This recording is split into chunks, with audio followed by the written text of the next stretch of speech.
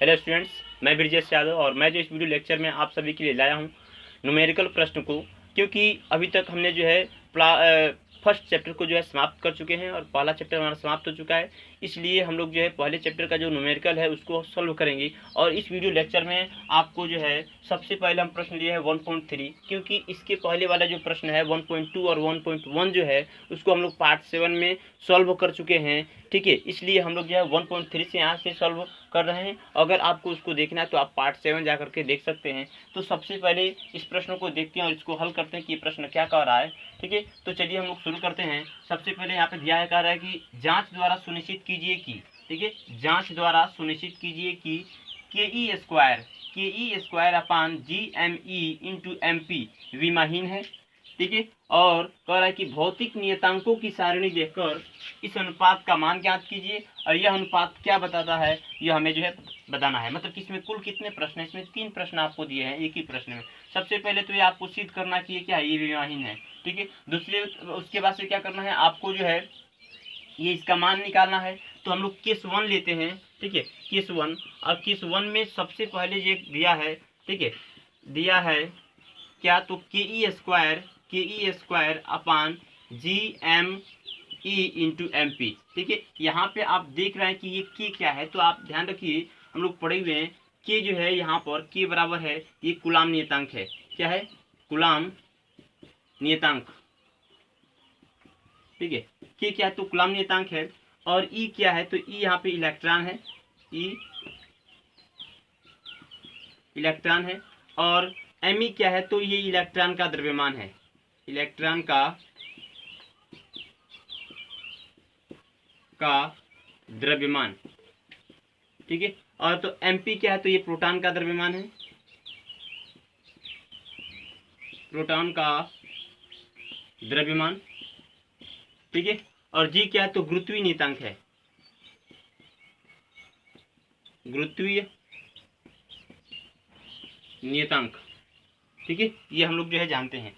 अब जो है हमें इसको विमाहीन सिद्ध करना है। विमाहीन सिद्ध करने के लिए सबसे पहले क्या करना पड़ेगा, इसका हमें जो है मात्रक लिखना पड़ेगा। तो हम लोग जानते हैं कि ये कुलाम का नियतांक, कुलाम जो है कूलाम नियतांक है, इसका मात्रक कितना होता है। तो अगर इसका मात्रक याद ना आया हो तो आप जो है कूलाम नियम से उसका सूत्र हम लोग जानते हैं कि कूलाम नियम सूत्र कितना होता है, F बराबर होता है के Q1 Q2 upon R square. ठीक है, ये हम लोग जानते हैं। तो यदि मान लीजिए इसका मान हमें निकालना है तो हम क्या करेंगे, इसको यहाँ पे भेज देंगे और इस दोनों को भी यहाँ पे भेज देंगे। तो ये इधर इसके बीच की क्या संबंध है, इसके बीच जो है भाग का संबंध है, इसको यहाँ पे भेज देंगे। तो के बराबर कितना हो जाएगा, एफ इंटू सॉरी हाँ के बराबर हो जाएगा एफ इंटू आर स्क्वायर। और ये गुणे के संबंध में है दोनों, मतलब ये दोनों गुणों के संबंध में क्या कर देंगे, इन दोनों को हम लोग इधर भेज देंगे, तो ये इधर आ जाएगा, भाग में आ जाएगा।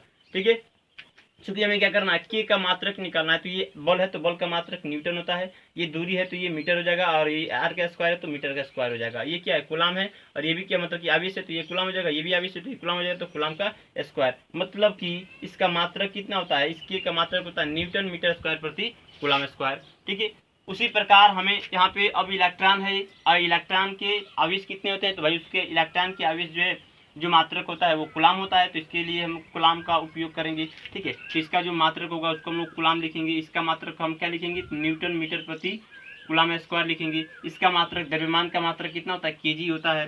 प्रोटॉन का मात्रक कितना होता है, तो भाई द्रव्यमान है ना, इसका द्रव्यमान है तो इसका भी केजी हो जाएगा। और गुरुत्वीय नियतांक का कितना होता है, अगर गुरुत्वीय नियतांक का याद ना आ रहा हो तो आप जो है क्लास 11th में पढ़े हैं कि F बराबर जी M1 M2 upon R square होता है। इस जी का मान निकालना है तो आप इस आर को इधर भेजेंगे और इस M1 M2 के गुणनफल को भी इधर भेजेंगे। तो जी बराबर कितना हो जाएगा, F R square upon M1 into M2।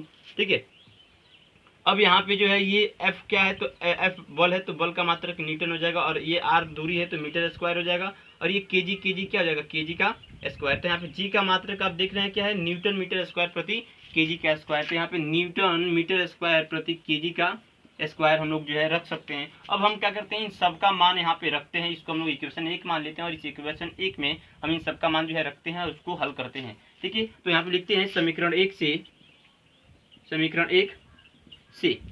1 से के का मान कितना रखेंगे, तो हम के का मान रखेंगे न्यूटन मीटर स्क्वायर प्रति कूलाम स्क्वायर। और ई क्या है, तो इलेक्ट्रॉन है, तो इलेक्ट्रॉन का मात्रक कितना, तो इलेक्ट्रॉन का मात्रक कूलाम है, और कूलाम तो भाई ई स्क्वायर है तो यहाँ पे कूलाम का स्क्वायर हो जाएगा, अपान उसके नीचे आते हैं। उसके बाद से कह रहा है कि जी है, जी का मात्रक कितना है, तो न्यूटन मीटर स्क्वायर प्रति केजी का स्क्वायर इंटू कितना हो जाएगा, इंटू एम ई क्या है तो केजी है, और एमपी क्या है तो केजी है, इसका भी मात्रक केजी हो जाएगा। ठीक है, अब देखिए यहाँ से ये क्या होगा, ये न्यूटन से न्यूटन कट जाएगा, एम स्क्वायर से एम स्क्वायर काट सकते हैं, सी स्क्वायर से सी स्क्वायर काट सकते हैं क्योंकि ये वर्टिक के नीचे है।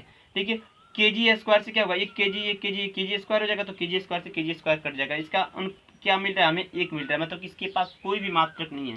ठीक है, तो इसके पास कोई भी मात्रक नहीं, अर्थात ये क्या होगा, जिसके पास मात्रक नहीं होता वह क्या होता है, वह विमाहीन होता है। तो यह क्या है, यह अनुपात जो है, यह अनुपात मात्रकहीन है, मात्रकहीन है, अतः यह विमाहीन भी होगा, विमाहीन भी होगा। ठीक है, तो हमने जो है पहला कंडीशन इसमें सिद्ध कर चुके हैं कि ये विमाहीन भी होगा। दूसरा प्रश्न इसमें हम लोग लेते हैं।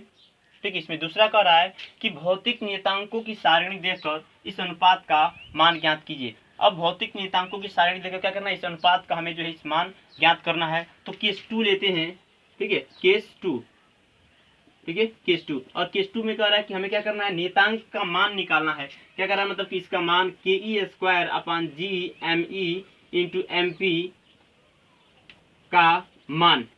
ठीक है, हमें इसमें क्या करना है, इसका मान निकालना है कि इसका मान कितना होगा। तो ध्यान दीजिए कि क्या है, तो कूलाम नियतांक है, और कूलाम नियतांक का मान हमें याद है कि कूलाम नियतांक का मान कितना होता है, तो कूलाम नियतांक का मान होता है 9 × 10⁻9।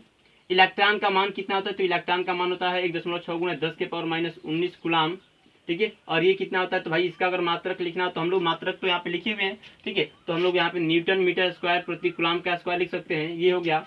और यहाँ पे जी का मान कितना होता है, जी का मान होता है 6.7 × 10⁻11 न्यूटन मीटर स्क्वायर प्रति केजी का स्क्वायर। ठीक है, उसके बाद से हमें एम ई क्या है, तो एम ई जो है वह इलेक्ट्रॉन का द्रव्यमान है, और इलेक्ट्रॉन का द्रव्यमान होता है 9.1 × 10⁻31 केजी। ठीक है, उसी प्रकार जो है प्रोटॉन का द्रव्यमान होता है, ये प्रोटॉन का द्रव्यमान होता है 1.67 × 10⁻31 केजी, जिसको आप जो है इसे 1.67 को क्या ले सकते हैं, 1.7 भी लिख सकते हैं। 1.7 × 10 के पावर सॉरी यहाँ पे 27 केजी होगा, क्या होगा, -27 केजी। ठीक है, कितना होगा, -27 केजी, तो ये हो जाएगा -27 केजी। ठीक है, तो आप उसको जो है सॉरी इसको आप देखिए यहाँ पे 1.67 भी लिख सकते हैं, 10 के पावर -27 केजी लिखा जा सकता है। ठीक है, अब ये जो है ये क्या हो गया, तो ये प्रोटॉन का द्रव्यमान हो गया। ठीक है, ये प्रोटॉन का द्रव्यमान हो गया, और ये इलेक्ट्रॉन का द्रव्यमान हो गया। ठीक है, अब हम इन सबका क्या करते हैं, इसमें मान रखते हैं। के का मान कितना है, तो के का मान है 9 × 10⁻9। ठीक है, तो हम इसको अगर मान लीजिए कि हम इसको समीकरण अगर 2 माने, समीकरण 2, तो हम लिखेंगे यहाँ पे समीकरण 2 से। ठीक है, और इस के का मान क्या रखते हैं, के का मान है 9 × 10⁻9। ठीक है, 9 × 10⁻9, और इलेक्ट्रॉन का मान कितना है, इलेक्ट्रॉन का मान है आपका 1.67 × 10⁻19 कूलाम। ठीक है, उसके बाद से जो है जी का मान कितना है, तो ये है 6.7 × 10⁻11। ठीक है, उसके बाद से जो है वो कितना है, तो एम ई का मान कितना है, तो एम ई का मान है आपका यहाँ पे 9.1 × 10⁻31 केजी। ठीक है, और इसके बाद से एम पी का मान कितना है, तो एम पी का मान है आपका 1.7 × 10⁻27 केजी। ठीक है, ये अनुपात हो गया, ये इन दोनों का जो है अनुपात हो गया। ठीक है, अब हमें क्या करना है, इसको जो है कटाना है, हल करना है। जब इसको हम लोग हल करते हैं तो जब इसको आप हल करते हैं तो इसका जो मान है वो लगभग आता है 2.3 × 10⁻39। कितना आता है, 2.3 × 10⁻39। ये इसका रेशियो आएगा, अनुपात आएगा। जब इसको आप कटाएंगे, हल करेंगे, आप मान लीजिए कि आप इसको हल करना जानते हैं, तो आप केवल क्या कर देंगे, इसका हल करेंगे, और हल करने के बाद से जो इसका अनुपात जो मिलेगा, जो आंसर जो मिलेगा वह कितने के बराबर होगा, तो वो जो है बराबर होगा 2.3 × 10⁻39 के बराबर होगा। ठीक है, ये हमारा जो है इसका मान भी निकल गया। ठीक है, तो ये इसका मान हो गया। ठीक है, अब आपको ध्यान रखना है, ठीक है, अब आपको ध्यान रखना है कि जो तीसरा प्रश्न है वो क्या कर रहा है, कि यह अनुपात क्या बता रहा है। ठीक है, तो यह अनुपात जो है केस नंबर 3। ठीक है, केस नंबर 3 जो है क्या कर रहा है, तो यहाँ पे कर कि यह अनुपात मतलब कि जो मान है ये क्या बता रहा है, किसके बारे में हमें जानकारी दे रहा है। ठीक है, तो यहाँ पे ध्यान दीजिए जो अनुपात में जो मान है, ठीक है, तो ये क्या कर रहा है, यहाँ पे कह रहा है कि ये के ई स्क्वायर अपॉन G_ME/MP। ये क्या है, तो ये के जो है कूलाम नियतांक है, और ये क्या है, तो ये जो है गुरुत्वीय नियतांक है। मतलब कि ये कूलाम नियतांक भी और गुरुत्वीय नियतांक भी इसमें मौजूद है इस अनुपात में। और एमई क्या है, तो इलेक्ट्रॉन का द्रव्यमान है, और एमपी क्या है, तो प्रोटॉन का द्रव्यमान है। ठीक है, तो इस पे ध्यान दीजिए कि ये जो अनुपात है ये हमें यह बताता है कि जो वैद्युत बल होता है, वैद्युत बल जो है वो गुरुत्वीय आकर्षण बल से अधिक होता है। क्योंकि ये जो मान जो निकला हुआ है, ये दो इलेक्ट्रॉन, एक इलेक्ट्रॉन और एक प्रोटॉन के बीच है, उनके बीच जो वैद्युत बल लगता है और जो गुरुत्वाकर्षण जो बल लगता है, उन दोनों बलों का ये क्या है, ये अनुपात है। ठीक है, तो जो वैद्युत बल होता है वह वैद्युत बल जो है दो इलेक्ट्रॉनों और एक इलेक्ट्रॉन और एक प्रोटॉन के बीच जो वैद्युत बल लगता है उस एक इलेक्ट्रॉन और एक प्रोटॉन के बीच जो वैद्युत बल लगता है, वह वैद्युत बल जो है उनके बीच में कार्य करने वाले गुरुत्वाकर्षण बल की तुलना में बहुत अत्यधिक होते हैं। लगभग जो है 2.3 गुना 10⁻39 गुना जो है वो अधिक प्रबल होता है। क्योंकि आप जानते हैं कि जब आप क्या करते हैं, जब आप किसी कांच के छड़ को आप रेशम के कपड़े से रगड़ते हैं, और रगड़ने के बाद से पृथ्वी पर रखे किसी कागज के छोटे छोटे टुकड़े के पास लेकर जाते हैं, तो वो क्या करता है, वो कांच का जो टुकड़ा है वो कागज के छोटे छोटे टुकड़ों को अपने तरफ आकर्षित कर लेता है। मतलब कि जब हम उसको रगड़ देते हैं तो जो कांच का छड़ होता है वो आवेशित हो जाता है, और आवेशित वस्तु जो है विद्युत बल लगाता है। तो जैसे हम कागज के छोटे छोटे टुकड़े के पास लेकर जाते हैं तो वो क्या कर लेता है, वो अपने आप में चिपका लेता है, उसको आकर्षित कर लेता है, खींच लेता है।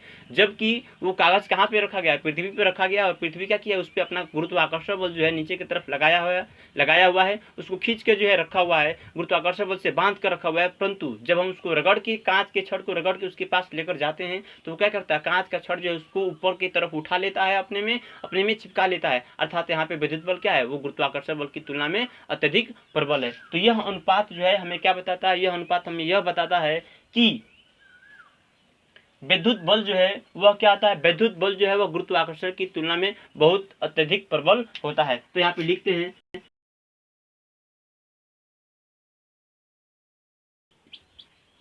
होता है, अत्यधिक प्रबल होता है। ठीक है, तो इस प्रकार से ये हमारा जो है कंप्लीट हुआ। आप इसका स्क्रीनशॉट ले सकते हैं, इसको याद कर सकते हैं, बहुत ही महत्वपूर्ण क्वेश्चन है। ठीक है।